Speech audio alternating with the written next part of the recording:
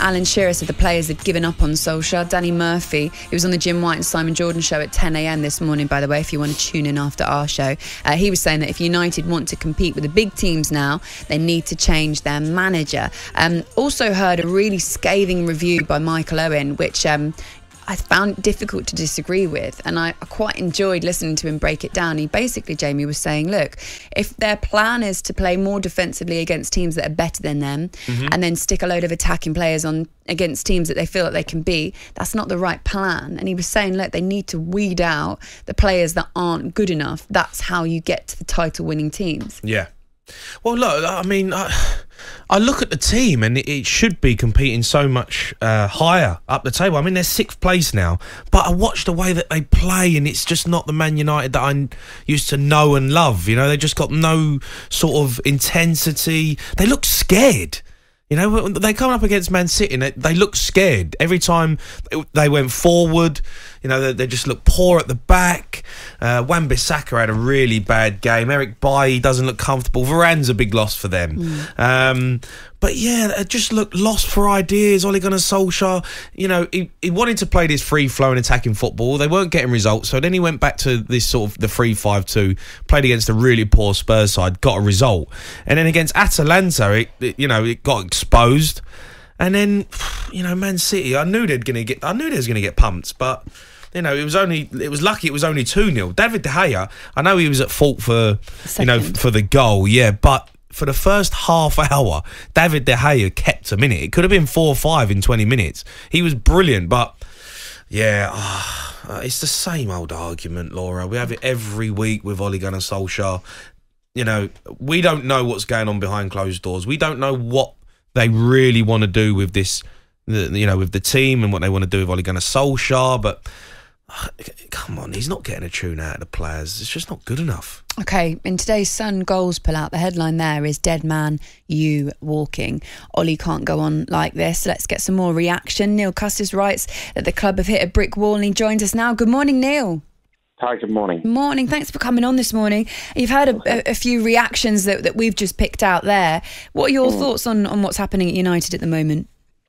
I think Ole Gunnar Solskjaer's done a very good job in putting Man United back on track from the days of Van Gaal and Mourinho, in terms of, you know, a plan going forward, in terms of re-engaging the fans with the team. The spirit of the club's got better, but he's done it to this point, and he's got to this point and he can't take it to the next step because he's got a team that should be able to challenge for the title in terms of the individuals, but he can't get them.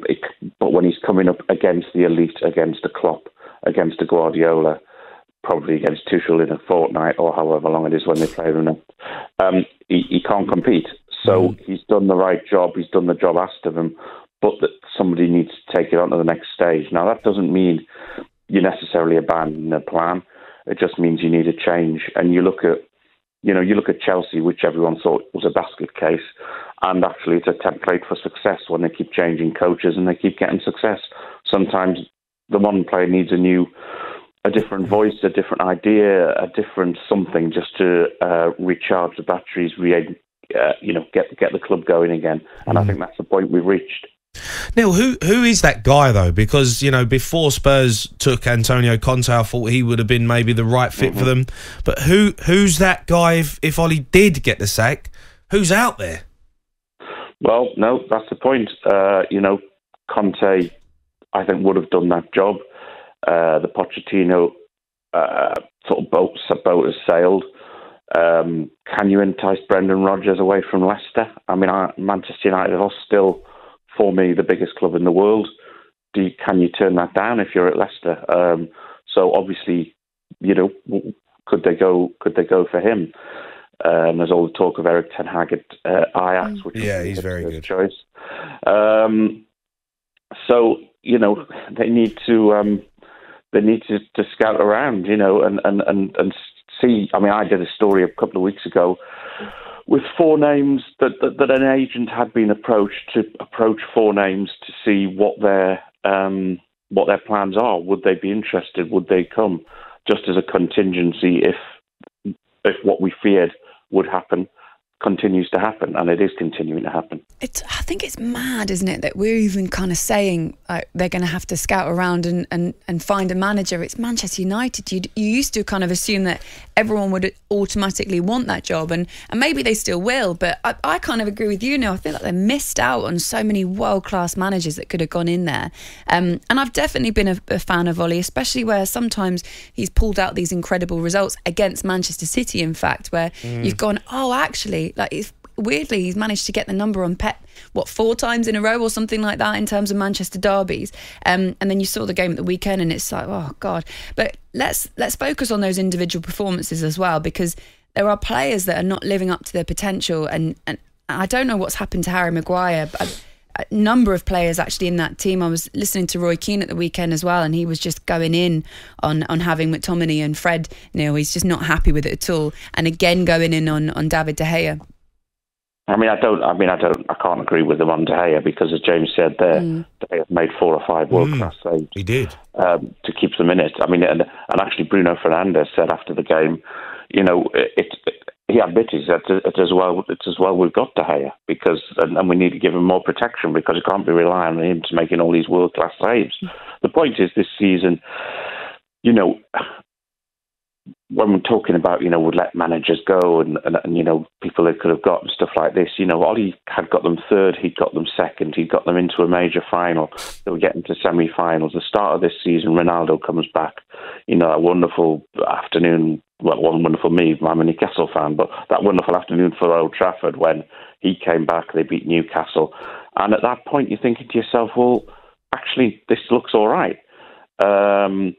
But unfortunately, individuals have just got worse. Players are getting worse. McTominay now, I think McTominay is a very good player. He should now be a midfielder being talked about at a very high level. But he's gone backwards. Maguire's gone backwards. Shaw, who I thought was the best fullback in Europe last season, has gone backwards. Wan-Bissaka, I don't know. It's like one of those toys you wind up and just spins around in circles. Oh. There are players going backwards, and you bought Jadon Sancho, who had incredible figures for Borussia Dortmund, and they can't find a place for him in the team.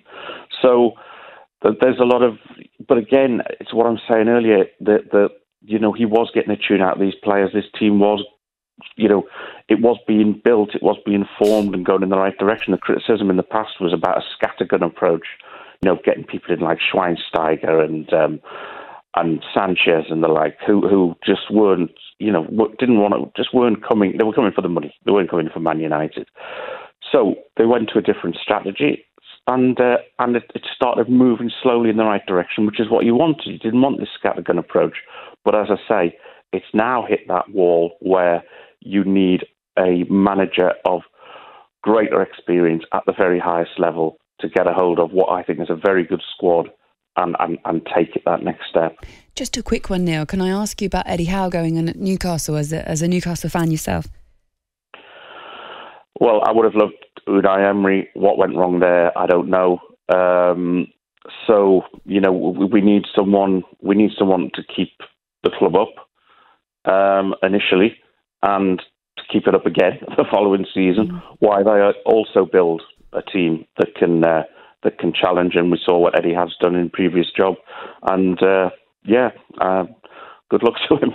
Yeah. All right. Thank you so much for your time this morning, Neil. All right, I'll speak to you again very soon. Neil Custis, Manchester football writer for The Sun.